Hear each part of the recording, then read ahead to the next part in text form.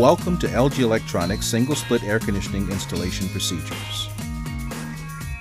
Installing the system right the first time ensures great performance and long life from the very start. Let's begin with tools and materials needed to successfully install an LG ductless split air conditioner. You'll need the following equipment: digital multimeter, micron gauge, vacuum pump, digital charging scale, EPA-approved recovery equipment rated for R410A, manifold gauge set approved for R410A use, refrigerant leak detector, nitrogen tank and regulator. And the tools you'll need include a number 2 Phillips screwdriver, a 5/16 R410A access port adapter, a 4mm hex wrench, flaring tools, refrigerant tubing bender, a bubble type level, tape measure, open-end torque wrench set for tightening flare nuts, core drill and bit capable of boring a 2 3/4 inch hole. Now we're ready to begin the installation process. Take a survey of potential installation locations on the job site. Placement of the condensing unit must be within the model-specific limits. The clearance for the indoor evaporator should be a minimum of 12 inches on either side, no less than 4 inches from the ceiling, and 7.5 feet from the floor. The clearance of the outdoor condensing unit must be no less than 4 inches from the back and left sides, 24 inches from the right side, and 28 inches from the front of the unit.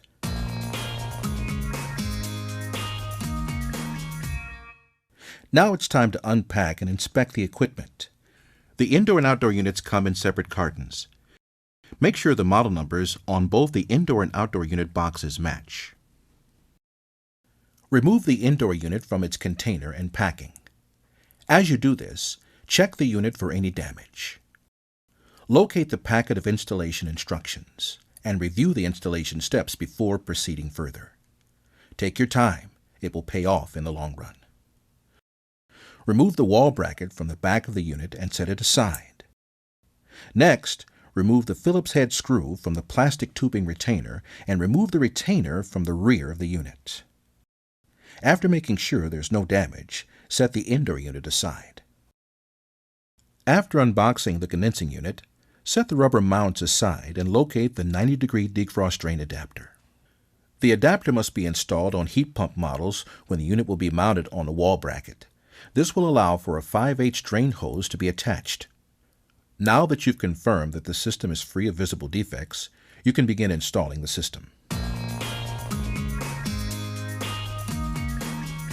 Position the wall plate where the unit will be mounted. Using a level, mark off where the bracket will be mounted. Be sure to use enough wall anchors to hold the unit securely.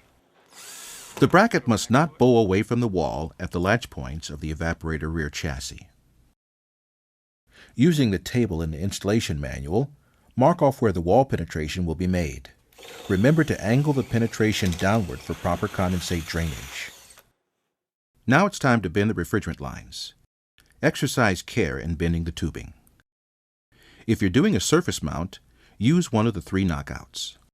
A coil spring bending aid is installed on the suction line at the bend to assist you in making this adjustment. Position the black drainage plug on the side that will not be used for drainage. Using needle nose pliers, spread the clamp and attach the drainage tubing. The 18-4 conductor communication cable should be fed through the wall penetration and looped inside the indoor unit for connection later. Bundling the refrigerant lines, communication wire, and drainage tube will help make insertion through the wall easier. Bundle the drain line below the other lines. Proper drainage is dependent on gravity. Take care in guiding the refrigerant and drain lines through the wall penetration. It's always better to have flare connections away from the back of the indoor unit for easier connection and leak detection. Let's head outside to install the condensing unit. The condensing unit can be mounted in one of 3 ways. It can be pad mounted, bracket mounted, or rooftop mounted. For the purpose of this video, we will focus on a pad installation. Position the pad outdoors. Install the rubber grommets on each of the 4 feet of the outdoor unit and anchor the unit to the pad. Now you can remove the flare nuts from the service valves. These may be discarded if you plan to use prefabricated line sets.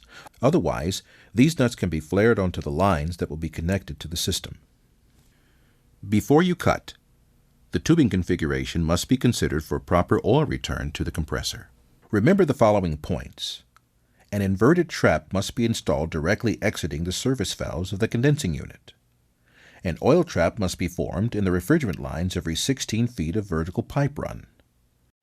Once the tubing has been cut, deburr the end and position the tubing to prevent filings from entering the tubing and contaminating it. Using good quality flaring equipment is vital. Follow the directions of the manufacturer of your particular tool. Connect the refrigerant tubing, and using a torque wrench, tighten the flare nuts to the torque specification outlined in the installation manual. Remember to use a second wrench to back up the tightening process. Connect the refrigerant lines to the unit. Next, perform a leak check on the system. Connect a nitrogen bottle with the safety regulator to the service valves of the condensing unit. Pressurize the system to 150 psi and let it stand while the electrical connections are completed. This way you can come back to leak check after finishing the necessary wiring.